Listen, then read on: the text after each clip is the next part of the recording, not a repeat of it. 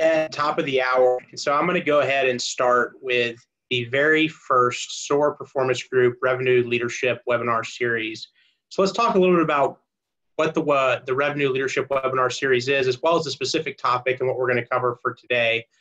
So the Revenue Leadership Webinar Series is an initiative that we've kicked off here at SOAR Performance Group to help take the conversation we're having with CEOs, CROs, revenue-oriented leaders across a number of different industries and sizes of companies, taking those different conversations, what we're hearing in the marketplace, and sharing some quick-hitting, relevant points of view on different topics. So that's really the purpose of this series, is to be a resource for those in the revenue generation community around different topics, challenges, struggles that organizations are having, and what are some of the ways that we're seeing them overcome them. And so our very first topic today is going to be focused on sales methodology.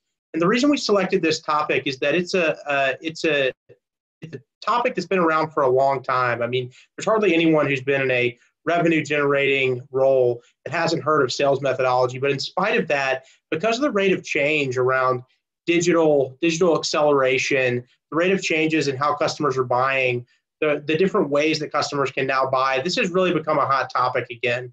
And it's something that we're hearing a lot about when we're in discussions with both our clients as well as prospects, as well as community-oriented events that we put on with universities. It's a topic that's coming up freely. And so what we want to do today is take that topic, boil it down a little bit, and share what are some of the top things we're hearing, what are some of the myths around sales methodology, what are some of the issues that companies face, and what are some keys to success for really getting value out of sales methodology, and most importantly, how can you get value out of whichever sales methodology you choose to deploy. And so that's what today's session is going to be focused on. So to kick it off, just some background in terms of who we are. Number one, SOAR Performance Group, we're a consulting and training firm that's focused on helping organizations solve their toughest revenue growth challenges. And so one of those challenges is really, how do we get the most productivity out of our sellers? And a lot of times that leads itself into a discussion around sales methodology. So it's really, really interesting. Over the past 2 to 3 years, we've gotten more questions, more discussions around what is a sales methodology, what sales methodology should we be using, are we using the right sales methodology than we did maybe in the 3 to 4 or 5 years prior to that. So let's start off with just defining what is a sales methodology. First, let's talk about what it's not. A lot of times we'll hear, should we have everyone in our sales organization read this book? Should we deploy this CRM system? If we deploy a 6-step sales process, will that be a methodology? We just bought Salesforce.com. Is that a sales methodology? We're really interested in this qualification technique, whether it's BANT or MEDIC. Should that be our sales methodology? So one of the things that's really important to understand about sales methodology is first what it's not. It's not a class. It's not a book. It's not a specific selling process. It's not a technique. It's not a CRM system. It's not an online tool. Those are all things that are beneficial and can create value for a selling organization, but they're not really what a sales methodology is. In our view, what a sales methodology is really about first understanding how do our customers buy, and then aligning our selling process, our skills and tools with how our customers buy. So all of these things in terms of specific selling techniques, specific sales classes, specific CRM systems, different tools like buyer personas, key messaging, value assessment tools, all these things can be a really important part of your methodology. But ultimately, your methodology should be bigger than that. It should really be about how do our customers buy and what activities, which people, and which skill sets do we need to be using to help them move through their buying cycle. So that's one of the big things that we believe is really important when it relates to selling methodology, is it's really about enabling buying, not specific sales activities that we need to drive. So with that as a background, when we talk about sales methodology, we asked the members of our sales leadership community, which is over 500 CROs, VPs of sales, some enablement leaders, some operations leaders, but really a healthy mix of folks who are running sales organizations. What is it that any salesperson needs to do to be great? And so they shared with us, in their view, any good sales methodology, one is it has to create value. It has to create value for your customers, but also has to create value in terms of showing them the value that you create for them. So that's really at the heart. And that every one of the folks we spoke with about this topic shared is any good sales methodology has to be centered on how we uniquely create value for customers. There are 3 topics that were raised over and over and over again as really keys for how to engage and how to drive success with the modern buyer. And one is being curious. So being curious about their industry, about their market, about the specific client. This topic of being curious, it came up over and over and over again when we talked about what should a good sales methodology do.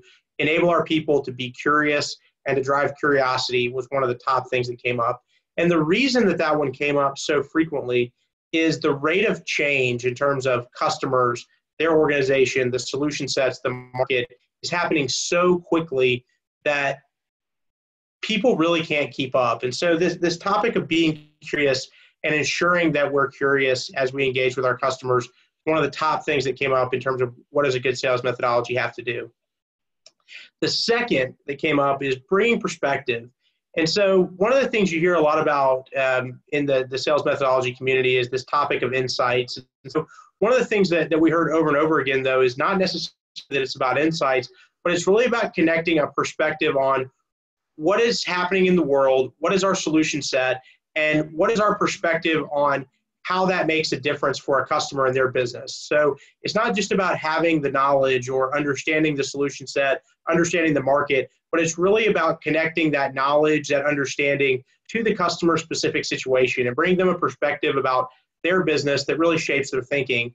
And then the third that really came up over and over and over again in terms of what does a good sales methodology need to do is build momentum. So one of the things that frequently hear is there are more people now involved in a buying cycle than ever before. And so that building momentum is really, really critical because there's a lot that we can do.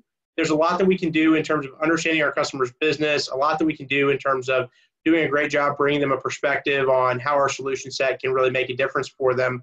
But one of the things that is really, really critical is taking that curiosity, taking that perspective we bring, and then building momentum towards advancing. Because one of the things that we've heard from countless leaders over the past several years as we've talked with them is that the amount of no decisions, the amount of deals stalling, the amount of deals that just go into a sinkhole or a kind of a dead zone is at an all-time high. And so when we spoke with leaders across many industries, these were the kind of 4 pillars that they brought up. One is any sales methodology has to really emphasize creating value for our customers. Secondly, it has to drive consistent curiosity around the customers, their business environment. Third is we have to bring a perspective in terms of their business, their situation, and really shape their thinking about how we can impact their business. And then lastly, building momentum for change and for making a decision by really leveraging the impact of status quo. So those are the things that, as we talk with leaders, any sales methodology really needs to accomplish. Now, let's talk about how that really fits in. One of the things that we talked about at the beginning is aligning customer buying and our selling. And so one of the things that is really interesting when you really get under the hood and talk with organizations about sales methodology, there's a lot of discussion about things like tactics, planning, classes, all these different things. But what's oftentimes missing is that connection to how do our customers actually buy? What are the steps that they go through when they think about selecting a solution? And how do we help them advance through that cycle? And so one of the things when you think about sales methodology that is really, really critical is it always has to be connected to the customer's buying. And any good sales methodology has to be connected to what the customer is doing and how they're evaluating. Now, something that you hear a lot in today's world is that there are 2 different ways that customers are evaluating, that customers are buying, that things are happening. And so one of the things that is really critical is making sure that you're tuned in to what is your customer's real buying cycle. So that's one of the things that we recommend when you think about any selling methodology is making sure that it really aligns with how your customers buy and the behavior that they go through in a decision process. Now, what are some ways you can find that out? Depending on the type of solution, You can potentially do some win-loss analysis of deals you've won, deals you've lost. You can ask customers. You can actually ask them what was their decision process. You can, depending on the type of solution you sell, there's a lot of data potentially even in your website, in your marketing activities about who's downloaded different assets at different points in time. You can map some of that to a selling cycle. But really getting tight on our customers and how are they buying is the absolute first step. Now, once you've defined that, really thinking about how do you put the right things in place in terms of process, so process around what is our process of selling, and then how do we make sure that through that customer's buying cycle, we drive the right level of curiosity, we bring them a perspective around the value of working with us, we build momentum for working together, and then ultimately create value as the foundation of everything we do. So when you think about deploying sales methodology, it's really all about how do you connect your customers buying with your specific selling activities and driving curiosity, perspective, momentum, and value through the cycle. One of the things that's really critical for doing that is looking at what skill sets do you need. And oftentimes when people talk about sales methodology, what they actually get into is a discussion around specific skill sets. From our view, when we see organizations that really get a lot of value out of deployment of sales methodology, one of the things that they do a great job of is actually connecting what are the skill sets you need to actually execute on this. So when you think about that being curious, it's really how do you build those discovery skills and building the right types of skills for discovery. When you think about that bringing perspective, it's about how do you have insight around the customer's business and environment, but just as importantly, how do you connect that to their specific situation? When you look at momentum, it's all about how do you, one, create enough excitement to build the momentum, how do you drive the right types of skills to advance the cycle, and then ultimately, how do you negotiate in the right ways as you get through that cycle. And then when you think about creating value, it's about how do you message value early in the cycle, communicate that value, and then ultimately capture the value. And so when you think about sales methodology, one of the things that's really important is to map what are the skills that your frontline sellers need in order to migrate a customer through their buying cycle. And this is an example, but depending on your business type, depending on how your customers buy, this could look different. We have some customers that sell really high velocity transactional types of deals. And so they may not have 6 steps in a sales process. They may have 3 or 4. They may not need as deep a level of discovery. They might need lighter discovery. We have other customers that have year-long sales cycles where they really have a great amount of depth in each of these stages. And so one of the things that's really important is connecting the right skills to the actual sales activities we drive, and then connecting that with how does that really map to a customer's buying environment. So ultimately, when you think about sales methodology, the skills are all about the how-to. So customer buying is what they're doing. Our selling are the activities we're driving, and the skills are what really enable us to execute on that.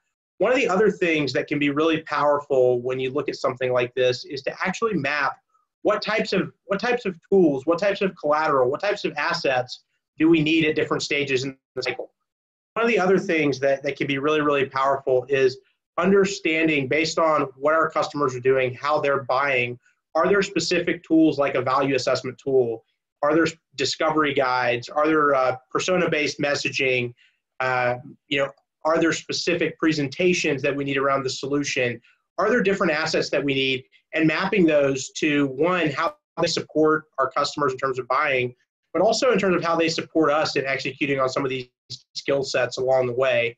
One of the other things that can be really powerful about taking this approach is it helps an organization to understand where are the real skill gaps they have. And so one of the things that we see oftentimes is that people think about methodology as I'll describe it as a car wash, which is we send everybody through, wash them all with methodology, they all get some training, and everyone's good. One of the things that is a fallacy about that approach is the real skill that you need to be excellent at working a customer through a buying cycle.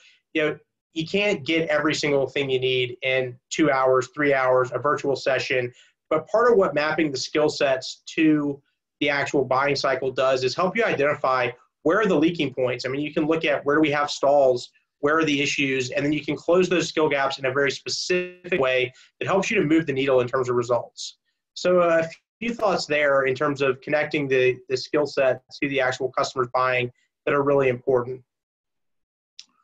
One of the other things, which is a key element in terms of sales methodology, are what we refer to as operational disciplines, like territory optimization and planning, strategic account execution and planning, strategic opportunity execution and planning, call planning. These are all what we refer to as disciplines that are things that help ensure success throughout the buying cycle. And so one of the things that's important when you think about those disciplines are, how do you map the right disciplines for your customer's buying cycle?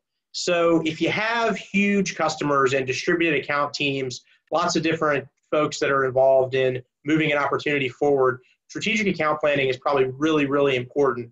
And that should be something that actually is a core activity that drives your customer buying cycles and ultimately then your opportunity execution.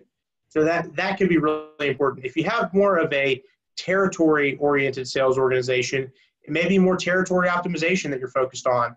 That's really what drives ultimately people into your cycle.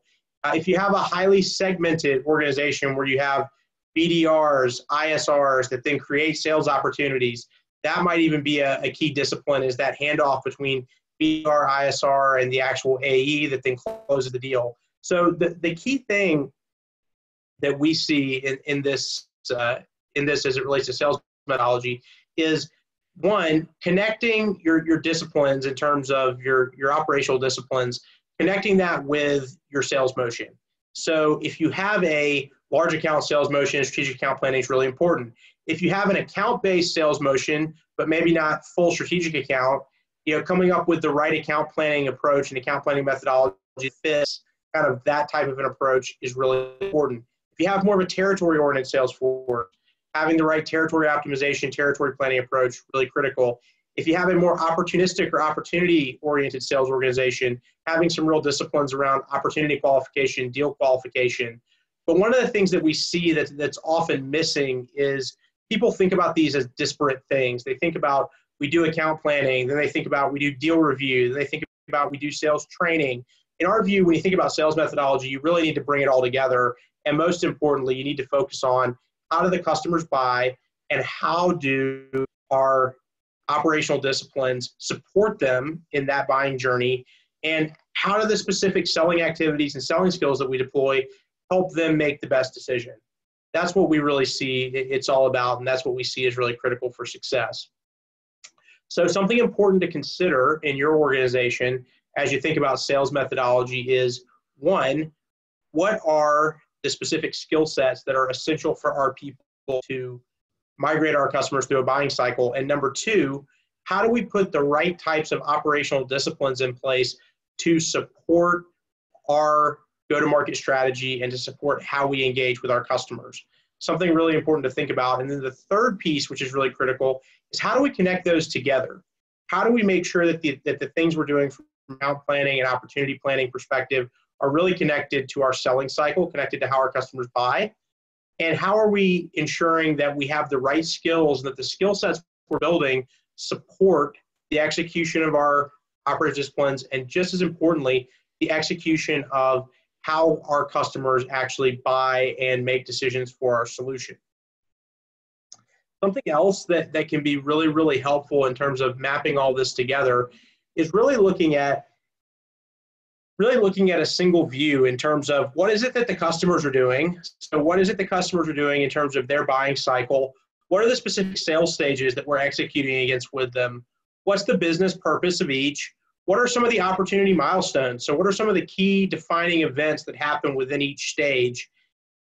What are the actual expected results from that stage? And then what are the key skills that we need to deploy to advance an opportunity through our cycle? And so a few things here. One is, I've heard from several different folks over the past, really about the past year or so, how do we think about digital and the impact of digital on this? And one of the things that we've heard from some different folks is sales process really even relevant anymore? Because people are doing so many things digitally before, during, and after. How do you really know where someone is in the cycle? And so our view is that regardless of how digital mediums are coming in, there's still a way that people buy your solution.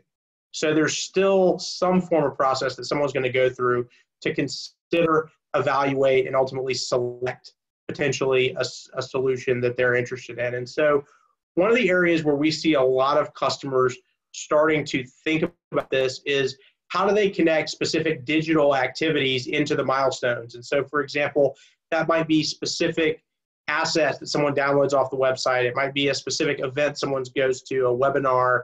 It may be a specific piece of collateral that they download. That's one of the things that we're seeing people thread into the milestones is actual points of digital engagement that help to connect what are the things they've done with us offline, what are the things they've done with us online, and where does that really fit? And again, it all goes back to how the customers really buy. So understanding how they buy is really the heart of all this. The milestones are a great place to define, are we aligned with where we see the opportunity and where they actually are? And so making sure you get your milestones right is one of the most critical things for connecting this all together. Then lastly, really understanding the skills and how we use the skills through the cycle. One of the things that's really important about thinking that way is as follows. It helps you to understand where are the real gaps that people have and how do we build those skill sets to help up-level our efficiency as we move through and look at opportunities. And so, a couple things that we see just as core critical skill sets. In our view, discovery is a skill set that is really going to be used throughout a sales cycle. Negotiation, likewise, a skill set that's going to be used throughout a sales cycle. The reason for that is you're constantly, as you're going through a cycle, discovering new things, discovering different things, discovering different points of negotiation. Early on, it's more about negotiating for access, negotiating for interest, negotiating for time from different individuals. As deep, it's more about negotiating on the specific points of agreement and specific points of the actual opportunity and concluding the opportunity. But those are two skill sets that we see that are used universally. Some other things that we see that are universal are that piece on value. Early in a cycle, it's all about potential value. Late in a cycle, it's all about, quote, real value or what is the actual value a customer can get. Some of the other things that we see that are really important, early on in a cycle, you have to have some really strong perspective or some insight to help get a customer interested. As you move deeper in a cycle, it becomes more about connecting, building the value proposition, than advancing the opportunity. But those are skill sets that you need later. And so from a sales methodology perspective, one of the things that we see that's a big myth is that if you train on a specific skill or if you just train on a specific process, then you'll really be great in terms of sales methodology. Our view is that it's really all about how do you connect customer buying process, our selling process, and the specific skills and tools that we need to advance an opportunity to really win with our customers. And so that's one of the things that we see that's a big myth, is that it's just about process or just about a skill. We really see it as about connection of process, skills, and then ultimately tools that support someone in terms of moving through a cycle. So a couple things as we move towards conclusion. When we think about getting value from sales methodology, here are some keys that we see that are really critical to success. One is align your methodology with how your customers buy. That is the single most important thing that we can say about methodology. And one of the reasons that we see that methodology sometimes doesn't work or is an issue is that it's not well aligned with how the customers are actually buying. Secondly, connect process, skills, tools, and content. So once you understand how your customers are really buying, connect our engagement process with how they buy. Connect the right skill sets for the people to build the right skill sets to drive the right kind of engagement with them through their buying cycle. Align the tools and content that we provide with how the customers are buying. One of the things that I see that's just an endemic in so many organizations is there's an unbelievable amount of content. There are so many different tools. There's little calculators, there's scripts, there's demo examples, there's all sorts of different stuff. But there's not a lot of clarity around how does that actually help someone move through a decision process, when should it be used in a cycle? How do we actually deploy it with a customer? A lot of that's lost. And so, again, once you get really clear on how your customers are buying, make sure that you have the right process, the right skill, the right tools, and the right content to support someone moving through a cycle. And I'll share a quick example. We were with a client a couple of weeks ago, and this customer has about a 6-month sales cycle. So it's not super short, but it's not super long. And they had 14 different sales stages. And so one of the things you have to ask when you go through that is a customer really going through 14 different discrete time periods, when they're actually engaged with a customer? So they had 14 stages. They also had 2 other representations, one that was 9 stages, one that was 6 stages. And so one of the things that we worked with them on was actually harmonizing, okay, what is it that someone really goes through when they buy? And how do we align all the things we're doing in terms of tools, content, and specific skill sets our people need, with how our customers actually buy? And through doing that, they got a ton of clarity around what is it we really need to put in our people's hands? What are the skill sets that they really need? In their case, one of the things that they realized was that their people were extremely inconsistent in terms of messaging. So that was a big skill set that we've now started to work on them with closing that gap around.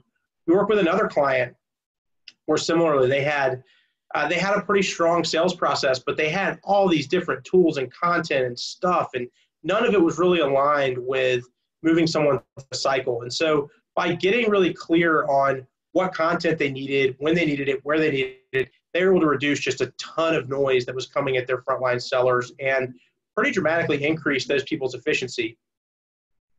One of the third keys that we see is closing those skill gaps. And so we talked about this a little bit earlier, but if you have specific skill gaps, one of the things when people start to deploy methodology, they often think about is, or they often realize is, we have some skill gaps with the people, and those skill gaps may be early in a cycle, they may be late in a cycle, they may be ever present, but really getting focused on closing those skill gaps.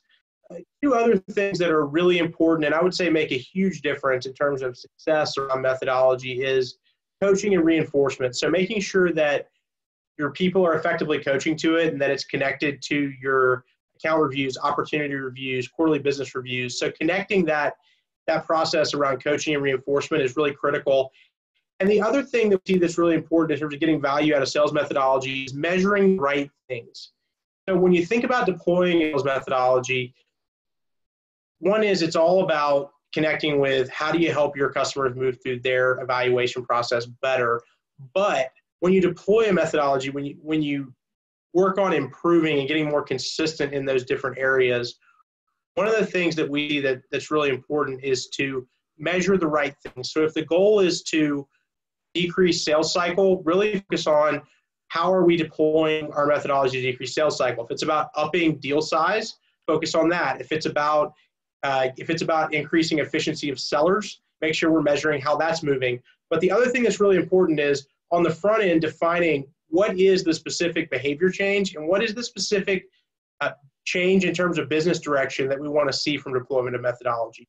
So make sure that we define that correctly on the front end and that we measure progress in the right ways. Measure progress in the right ways and connect that to our systems and tools along the way. So these are really the 5 keys that we see to getting value from sales methodology.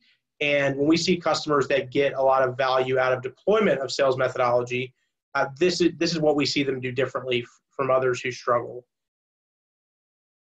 So lastly, in terms of next steps, if you like what you heard today, you thought it was interesting, you want to learn more about our approach to sales methodology and how we're helping customers in this area, feel free to drop me an email, John Thackston, JohnThackston @SOARperformancegroup.com.